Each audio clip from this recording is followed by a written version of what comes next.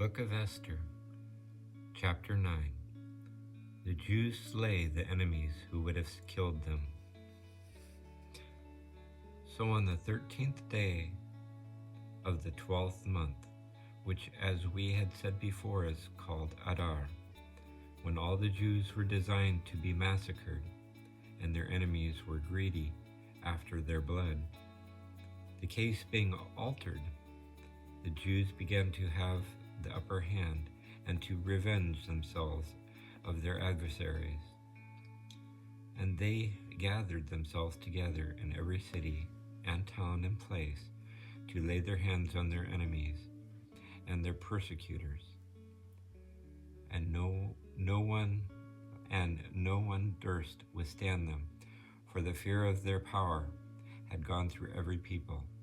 And the judges of the provinces and the governors and lieutenants and everyone in dignity that presided over every place and work extolled the Jews for fear of Malachi, for they knew him to be a prince of the palace and to have great power, and the fame of his name increased daily and was spread abroad through all the men's mouths.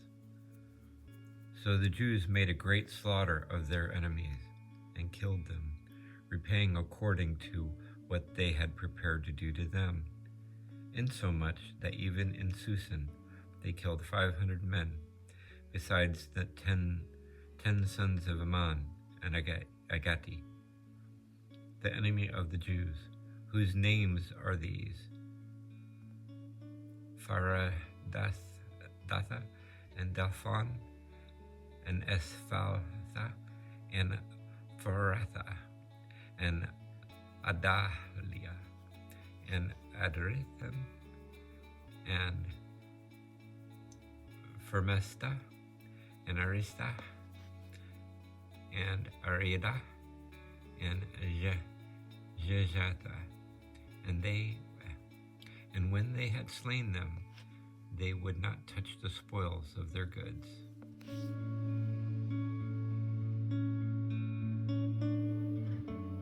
And presently the number of them that were killed in Susan was brought to the king. And he said to the queen, Jews have killed 500 men in the city of Susan, besides the 10 sons of Ammon.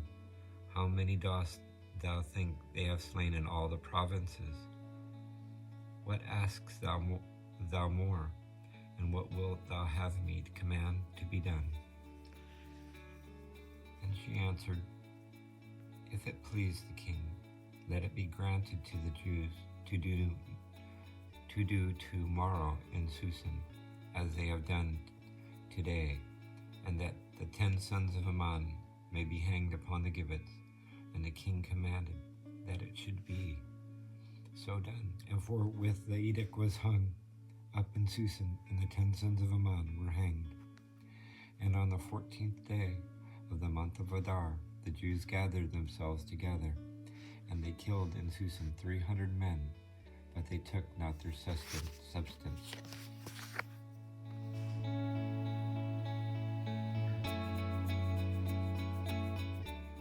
Moreover, though all the provinces which were subject to the king's domain, the Jews stood for their lives, and slew their enemies and persecutors, insomuch that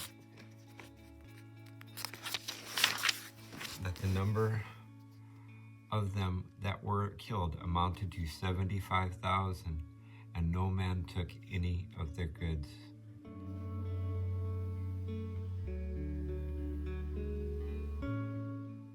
Holy days ordained.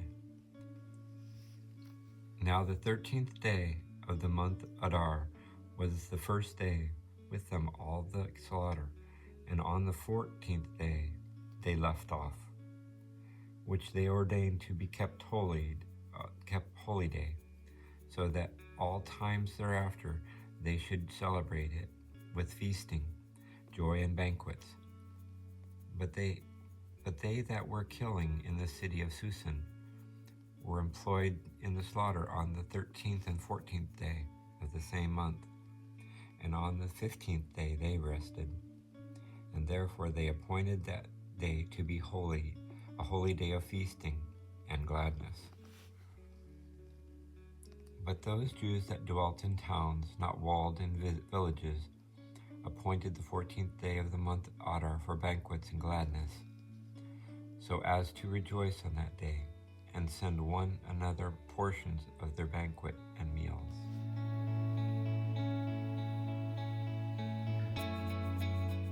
The days of Purim established.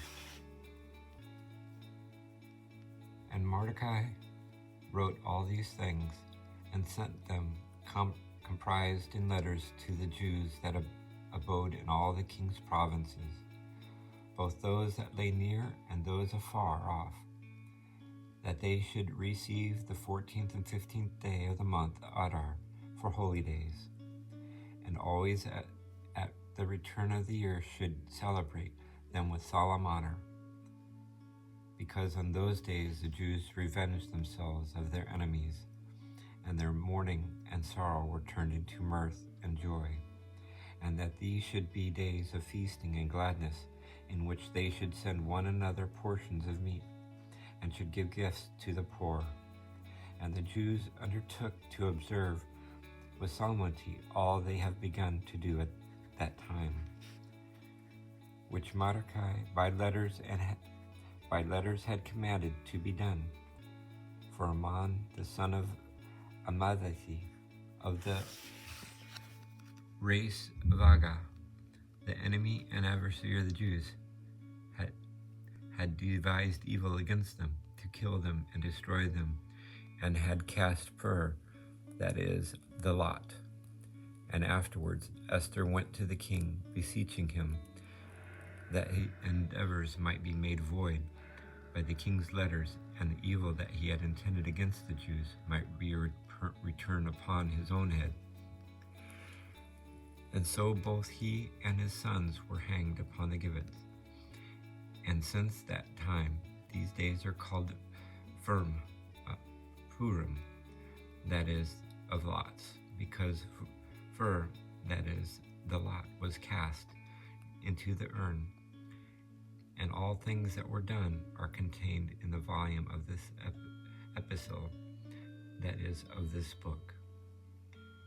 And the things that they suffered, and that were afterwards changed, the Jews took upon themselves and their seed, and upon all that had a mind to be joined to their religion, so it should be lawful for none to pass these days without solemnity, which the writing testified, and certain times require, as the years continually succeed one another.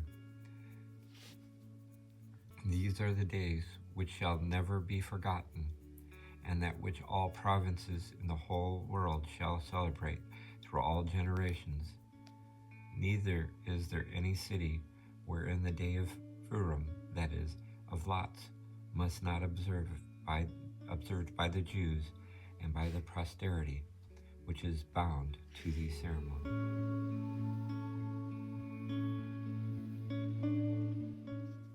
And Esther the queen, the daughter of Abaliha and Mordecai the Jew, wrote also a second epistle, that with all diligence this day should be established a festival for the time to come.